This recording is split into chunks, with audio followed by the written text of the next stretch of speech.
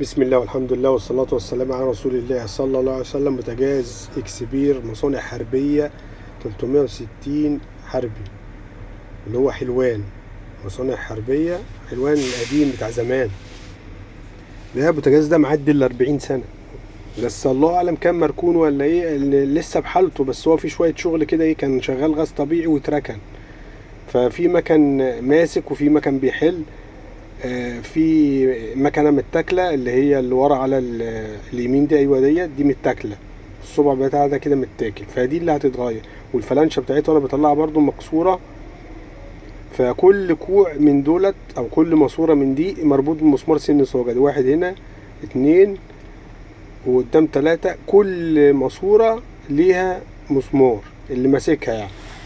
فاحنا هنحل الشغلانه دي، هنحوله بوتاجاز ده لانبوبه. اهم حاجه في الشغله دي المواسير دي تكون سليمه وتكون نظيفه، لان احيانا بتوع الغاز طبيعي بيحطوا فيها دبله نحاس او تحط فيها سلك مواعين، وممكن يكون مع الركنه او مع شغل البيت بيقع فيها فضلات كده. فلازم انضف الماسوره دي كويس.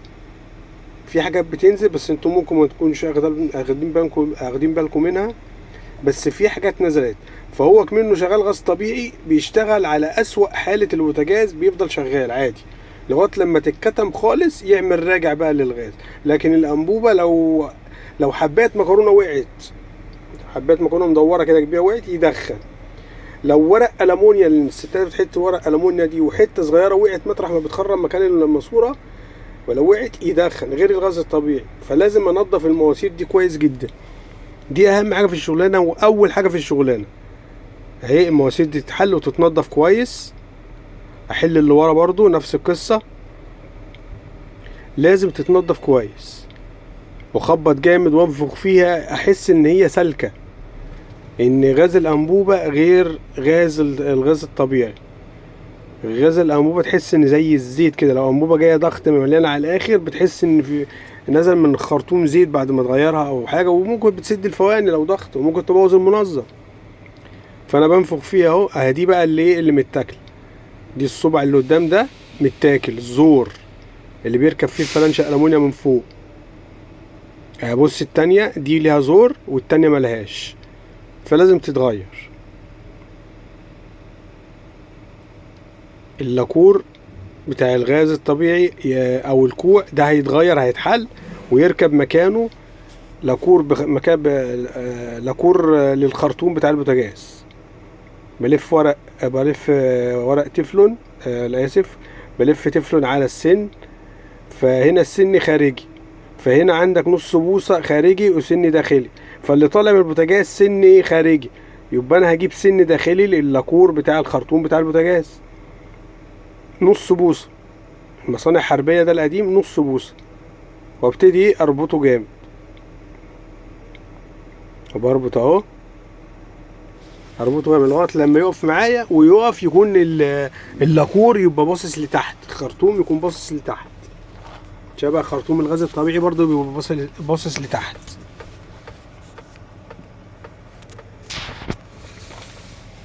اهو كده انا بربط. ممكن يكون الفيديو طويل شويه، بس انا على كده مجريه شويه، ولكن عشان التفاصيل ما تتسرقش ومحدش ياخد باله منها. لان في ناس بتقول لي لا احنا عايزين تفاصيل تكون واحده واحده. يعني في ناس بتحب تعمل بوتاجازاتها، فبتحب تعمل الحاجه بتبص على الفيديو عايزين التفاصيل بالظبط. فانا مجريه بحيث ما يبقاش سريع والناس تستفاد منه برضه. ادي انا جربت اهوت. طبعا انا بجرب بكبريت، انت تجرب ببريل كده ترغيه جامد في سفنجه هيبان معاك على طول. يعني انا راجل صناعي، فلو حصل اي حاجه ما بخافش. يعني انا عارف ان هيحصل فيه تسريب هنا ولا حاجه، فانا بجرب كده اشوف الغاز وصل ولا لا. كده الغاز وصل.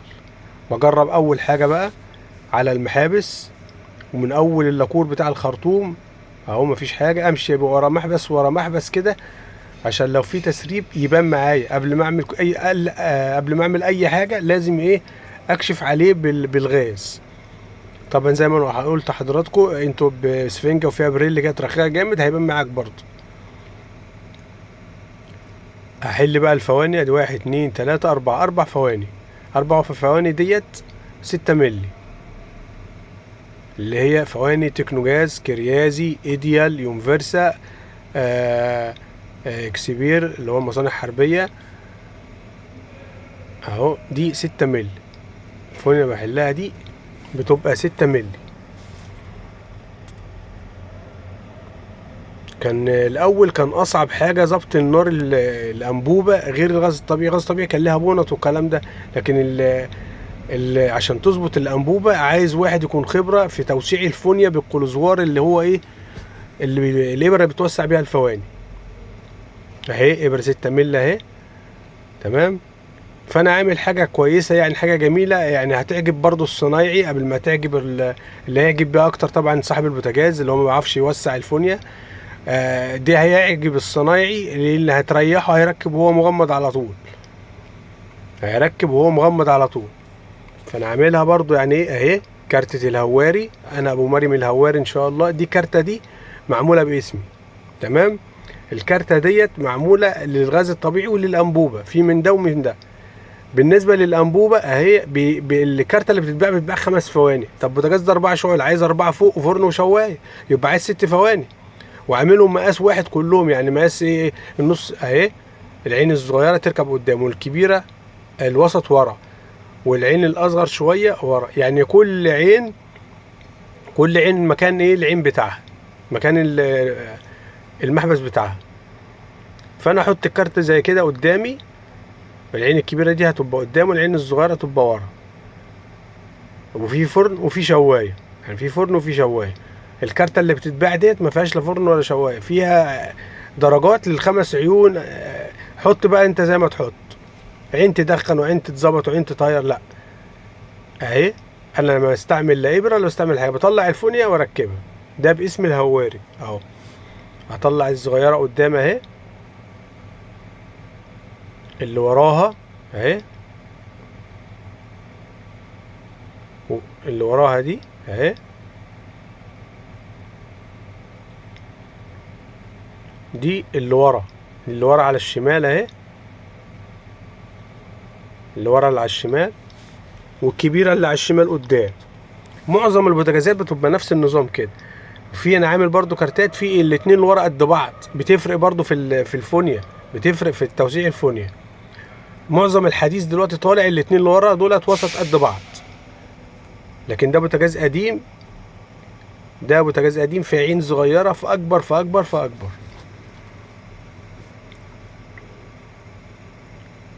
بجرب بقى بعد ايه، بعد رباط الفونيا، عشان ممكن تسرب، ممكن الفونيا مع الرباط تسرب زي ما انا هوريكم دلوقتي اهي. اهي دي والعه من الجنب اهي، ما ينفعش اسيبها تدخن معاك على طول حتى لو الفونيا مظبوطه. بحلها وحته تeflon، التeflon على عند سن الفونيا. التeflon ده عامل ايه، هيعمل زي جوان كده، ويقطع معانا الغاز. اللي ما عندوش حتى تeflon ممكن يتصرف في حته فتله، حته الفتله بتاعت الخيط دي، بس لف ياما هتعمل المسافه ديت، هتقطع معاك. بس طبعا انا معايا التeflon ده اساسي في الشنطه معايا اهو. كده قطع اهو، كده تمام. هبتدي اركب بقى الكيعان ونجربه النار اهي. بسم الله ما شاء الله، للعين الكبيره. انا ما ربطتش ليه، عشان لو في حاجه في الفونيا بدل ما اربط واحل ارجع تاني. انا موسع الفونيا بعيار وبتاع، لكن لازم اتاكد. اربط بقى الماسوره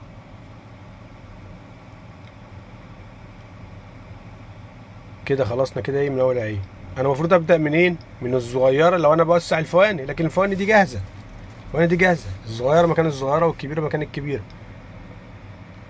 هجرب برضو قبل ما اربط، بس دي انا شاكك فيها لان الطربوش خرام واسعه، فمش عجباني يعني. دي فيها دخانه شويه. الطربوش خرام واسعه. فانا هعمل حاجه تانية طبعا، عشان تروح تجيب مكنه زي دي هيقول لك الطقم كله على بعض. لا انا جبت اللي ورا دي كويسه اهي، واللي قدام. انا نجرب كده اهوت، وبربط المواسير. اهي جربتها، اربط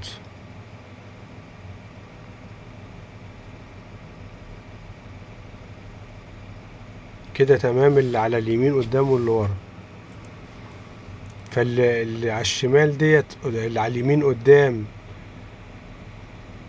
انا جبت واحدة تانية بقى بتاعت ايديال فلانشة اهي. بسم الله ما شاء الله نارها كويسة. هظبط عليها كده، دي تمام.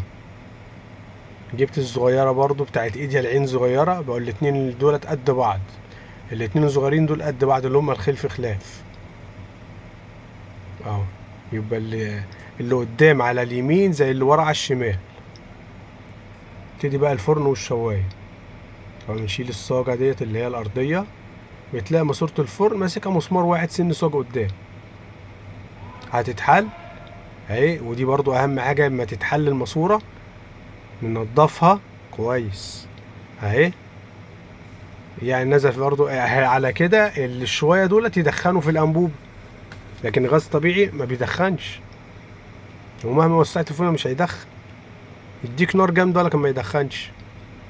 ادي الشواية نفس القصة، مسمار ماسك السقف، مسمار مربوط في السقف كده ماسك الشواية. بص بقى الشواية ينزل من قد ايه. بص كل ده صدى يسد طبعا الخرام بتاعة الماسورة، ويخليه يدخن، يحس ان الغاز داخل مخنوق، زي اللي دايس على مناخير واحد خانقه. لا، فلازم تتنضف كويس. ادي الفونيا في الوش اهيت، نفس المفتاح، مفتاح 7 او بيبة 7 او ماسورة 7 حسب ما تحس، ما حسب ما تجيبها يعني. هو لازم افتح الغاز كده اهوت واسمع صوت الغاز طالع كويس ولا لا. ادي الفرن اهيت، انا كاتب على الكارتة فرن وشواية. اخد بتاعة الفرن اهي واركبها. والله انا اللي عامل الكارتة دي، والله اقسم بالله ريحتني انا، بدل ما افضل هوسع واعمل. لا، انا جايب بونط على المقاس بتاع الانبوبة كده، لا خدش معايا وقت في ظبط الفواني بتاع الانبوبة، ما ياخدش معايا وقت. ادي النار اهيت، بسم الله ما شاء الله تمام. خش على الشواية،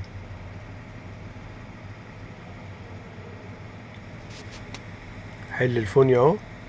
واول ما احل الفونيا افتح الغاز، واحط صبعي كده. الغاز طالع كويس اهو. نربط الفونيا، طبعا عطيتها عيارها. لا انا هربط الفونيا لسه مركبتهاش. شفت اللي طلع، شفت الحاجه اللي طلعت دي، حاجه خفيفه طلعت يسد الفونيا، لان خرم الفونيا الانبوبه ضيق جدا. وادي الفرن اهو، الشوايه اسف، الفونيا بتاعت الشوايه اركبها ونشوف النار عامله ايه. لازم ماسوره للفونيا دي، ما ينفعش مفتاح. انا كده ربطت اهو، وهشبط الماسوره اهي في مسمارها بالظبط. هنجرب بقى ايه. ادي النار اهيت، بسم الله ما شاء الله. ادي الشوايه اهي، جربتها بس من عليها ما صورتهاش. بسم الله ما شاء الله، النار زرقاء اهي بس نارها كويسه يعني. كده الفرن والشوايه كده تمام. والسلام عليكم ورحمه الله وبركاته. ده 360 مصانع حربيه. نجربه بقى فوق بعد ما خلصنا اهو، بسم الله ما شاء الله. اي سؤال عن اي بوتاجاز او اي عطل بوتاجاز اكتب لي في التعليق او على الواتس، ان شاء الله ارد عليك، وممكن اعمل لك فيديو عليه ان شاء الله تصلحه بنفسك. والسلام عليكم ورحمة الله وبركاته.